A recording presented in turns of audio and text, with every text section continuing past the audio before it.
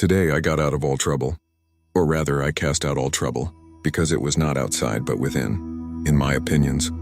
These are the words of Marcus Aurelius. He was not a monk living in a quiet mountain retreat. He was the Roman emperor. He ruled over an empire in chaos, facing constant wars, a devastating plague, and the betrayal of his closest friends. Every night in his private tent, he wrote to himself. He was not writing to be famous. He was writing to survive.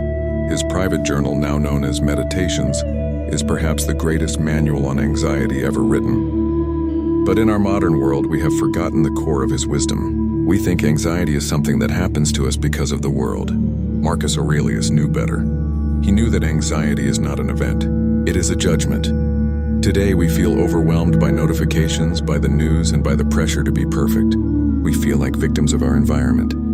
But Marcus Aurelius proves that even an emperor, with the weight of the world on his shoulders, can find a place of total calm. This is forgotten wisdom, and today we are going to reclaim the specific tools Marcus used to defeat anxiety thousands of years before the modern world began. The first thing we must understand is the difference between an event and our opinion of that event. Marcus wrote, "Take away thy opinion, and there is taken away the complaint, I have been harmed.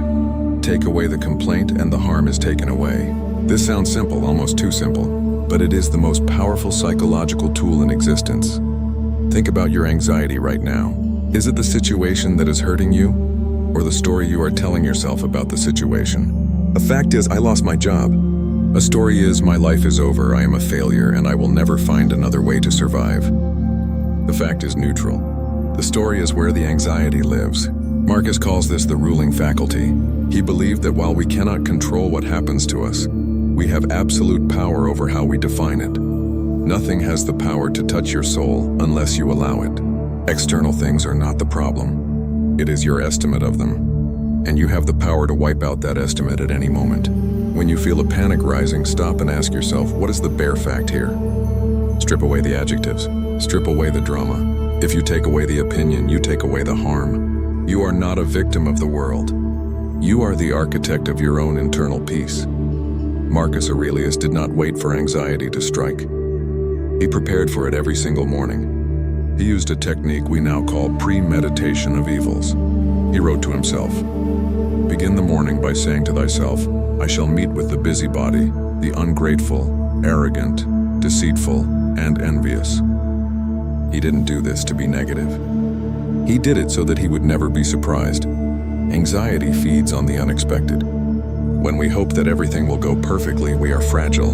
When a flight is delayed or a friend is rude, we spiral because we expected peace. Marcus expected friction. By visualizing the challenges of the day before they happened, he removed their power to shock him. He knew that people would be difficult, and he knew that plans would fail.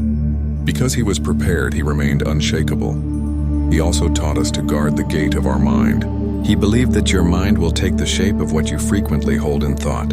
If you spend your day arguing with people in your head, or rehearsing disasters that haven't happened yet, your mind becomes a chaotic, dark place.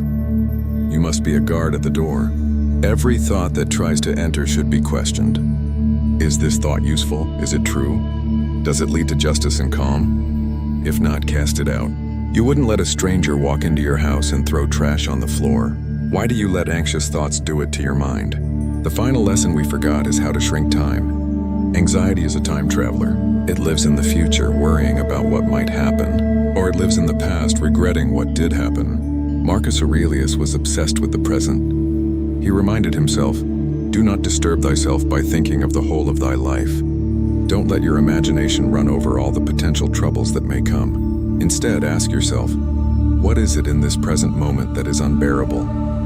You will find that you can always handle the now. You can handle this breath. You can handle this minute.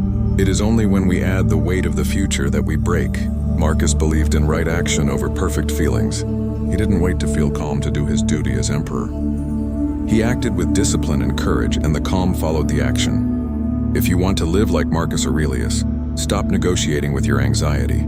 Stop trying to argue with the future. Focus on the next right step right now. Treat your mind like a fortress, and remember that nothing outside those walls can break you without your consent. This was the secret of the emperor. It is not about a world without trouble. It is about a mind that is unshakable in the midst of it. If you found clarity today, remember to protect it. Stay focused, stay present, and stay wise. Subscribe to Forgotten Wisdom for more lessons from the past that we desperately need today.